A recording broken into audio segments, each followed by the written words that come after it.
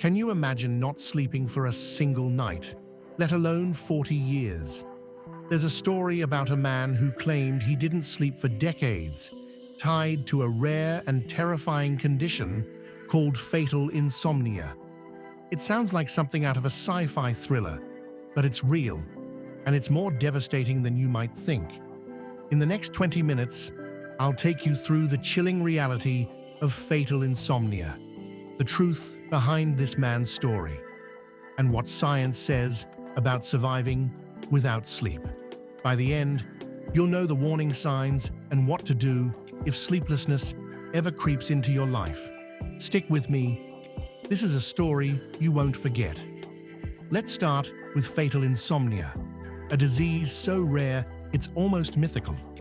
Fatal familial insomnia, or FFI, is a genetic prion disease that destroys your ability to sleep, leading to exhaustion, dementia, and ultimately, death. It's caused by a mutation in the PRNP gene, which turns normal brain proteins into toxic prions that riddle your thalamus, the sleep control center, with holes.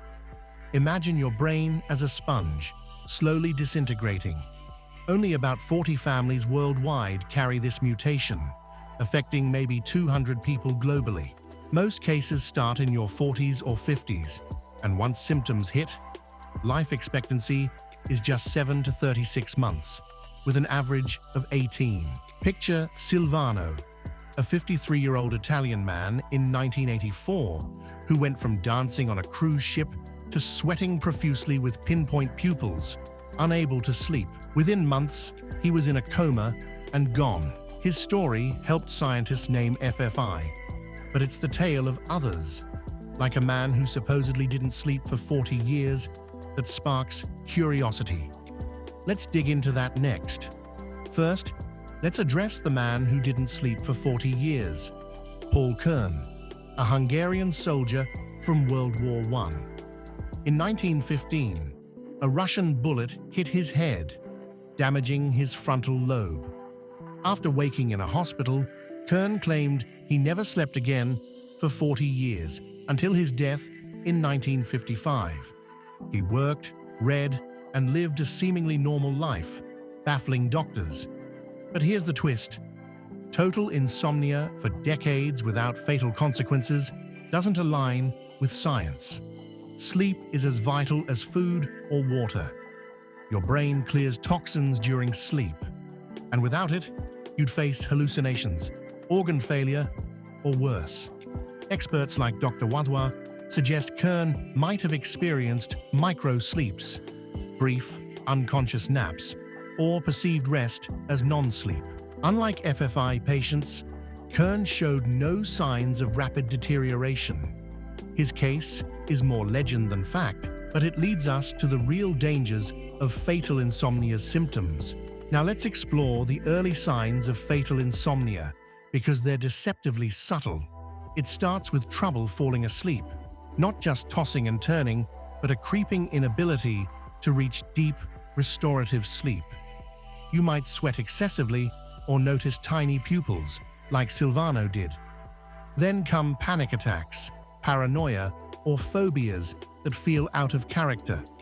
For example, imagine Lisa, a 45-year-old teacher who started waking up drenched in sweat, her heart racing. She chalked it up to stress, but soon she couldn't sleep more than an hour a night. Within months, she was forgetting names and stumbling over words. These early stages last about 4 months, and they're easy to miss if you don't know what to look for. If you're in a family with a history of FFI, these signs are red flags. But what happens when the disease takes hold? That's next. The chronic stage of fatal insomnia is where things turn nightmarish.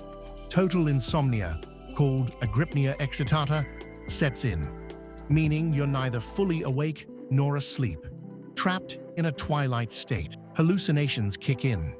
You might see things that aren't there or act out dreams, like Silvano pretending to comb his hair in bed. Coordination fails. Walking becomes a stumble, then impossible. Dementia follows, eroding memory and personality. In a 2020 case study, a 45-year-old man went from a healthy mechanic to hallucinating and apathetic in just 6 months, unable to work or recognize his family. His brain scans showed thalamic damage, typical of FFI. This stage lasts about 5 months, and the body wastes away. Weight loss, muscle spasms, and breathing issues pile on. It's a brutal decline, and there's no cure. But what puts you at risk for this fate? Let's break that down. Risk factors for fatal insomnia are tied to genetics, specifically the D178N mutation in the PRNP gene paired with methionine at codon 129. If you're in one of the 40 known FFI families, you have a 50% chance of inheriting it. The disease often skips generations, so you might not know your family's history. Sporadic fatal insomnia, SFI, is even rarer, with only 37 cases by 2022, caused by a similar mutation, but without family history. Age is another factor. Symptoms typically hit between 13 and 60, peaking around 50. Unlike Kern's injury-induced insomnia, FFI is a genetic time bomb. For instance, in Venice, a family hid their curse for 200 years, with half their children dying young from misdiagnosed nervous exhaustion. Knowing your genetic risk is critical, which brings us to diagnosis. Diagnosing fatal insomnia is a race against time. Doctors start with a sleep study, using electrodes to monitor brainwaves, but FFI patients show no normal sleep patterns. Genetic testing for the PRNP mutation confirms the disease, though it's rarely done unless symptoms or family history raise suspicion. Brain scans like PET or MRI reveal thalamic damage, and in some cases, a spinal tap detects prion proteins. Take Daniel, a patient in a 2006 study whose insomnia and tremors led to an FFI diagnosis after his sister's similar death. Early detection allowed palliative care to ease his symptoms, but access to these tests is limited in many regions. In 1986, Silvano's brain autopsy was key to identifying FFI, showing spongy thalamic tissue. Diagnosis is tough, but it's the first step to managing this disease. Now, let's talk solutions, or the lack thereof. Here's the hard truth. There's no cure for fatal insomnia, but there are ways to manage symptoms and prevent its spread. Palliative care focuses on comfort. Clonazepam can reduce muscle spasms, while isoprolol or zolpidem may help with early insomnia, though they fail long-term. In a 2015 trial, doxycycline, an antibiotic, showed promise in slowing prion buildup in related diseases like Creutzfeldt-Jakob, doubling survival time in some patients. Researchers in Milan are testing it for FFI, but results are pending. For prevention, genetic counseling is key. If you are in an FFI family, pre-symptomatic testing can guide life decisions, though it's a heavy choice.